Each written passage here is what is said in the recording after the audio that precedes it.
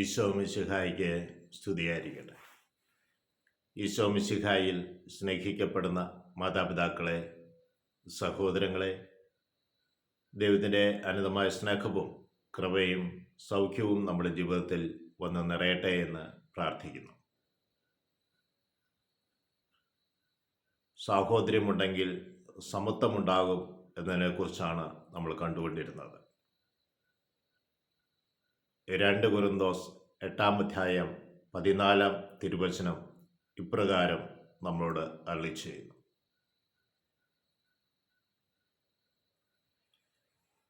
അവരൻ്റെ സമൃദ്ധിയിൽ നിന്ന്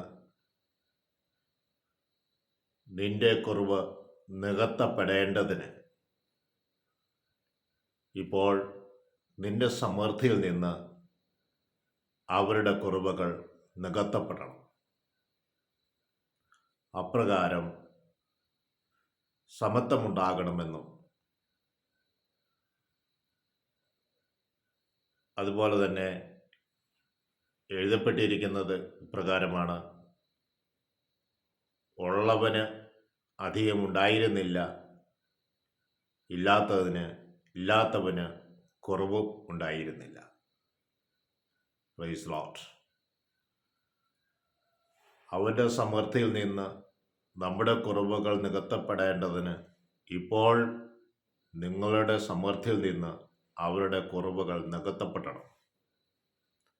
അങ്ങനെ സമത്വം ഉണ്ടാകണമെന്നും അവിടുന്ന് ആഗ്രഹിക്കുന്നുണ്ട്. അതുകൊണ്ടാണ് പറയുക, കൂടുതൽ അധ്വാനിച്ചവന് മിച്ചമൊന്നും ഉണ്ടായിരുന്നില്ല, എന്നാൽ കുറവ് സമ്പാദിച്ചവന് കുറവും ഉണ്ടായില്ല. Praise Lord.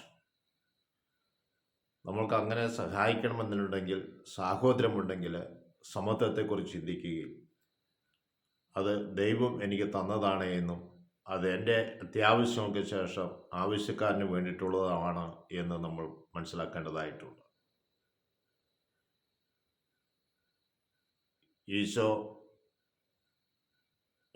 ഈശോയുടെ കാര്യങ്ങൾ ചിന്തിക്കുക. അവനെല്ലാം ഉണ്ടായിരുന്നിട്ടും അവനതൊന്നും പരിഗണിച്ചില്ല. അവൻ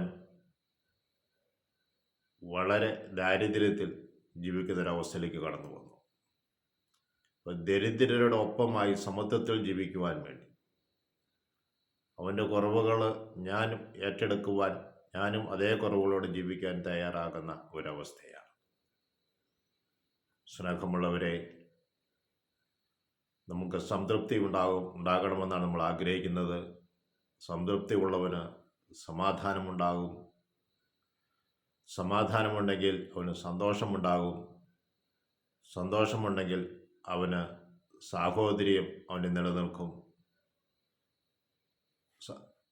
അവന് സ്നേഹമുണ്ടാകും. സ്നേഹമുണ്ടെങ്കിൽ അവൻ സാഹോദര്യത്തിൽ നിലനിൽക്കും.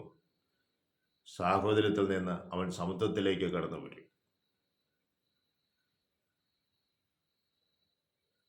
ഇനിയും നമ്മൾക്ക് 3-4 കാര്യങ്ങളിലൂടെ കടന്നു പോകേണ്ടതായിട്ടുണ്ട് സംതൃപ്തി ലഭിക്കുവാൻ വേണ്ടി.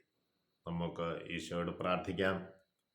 ദൈവമേ, സമത്വത്തിൽ ജീവിക്കുവാൻ, സാഹോദര്യത്തിൽ നിന്ന് സമത്വത്തിൽ നിന്ന് സൗമ്യതയിലേക്കല്ല നയിക്കുവാൻ തക്കവിധം ഞങ്ങളെ ഉണർത്തണമേ. നിൻ്റെ ആത്മാവിൻ്റെ ശക്തിയാൽ ഞങ്ങൾ വഴി നടത്തുകയും ഞങ്ങളുടെ എല്ലാവിധ രോഗപ്പീടുകളിൽ നിന്ന് ഞങ്ങൾക്ക് മോചനം ലഭിക്കുവാൻ വേണ്ടി പരിശുദ്ധമ്മയെ മധ്യസ്ഥം വഹിക്കണമേ. പിതാവിനും പുത്രനും പരിശുദ്ധാത്മാവിനും സ്തുതി. ഈശോ മിശിഹായിക്ക് സ്തുതിയായിരിക്കും.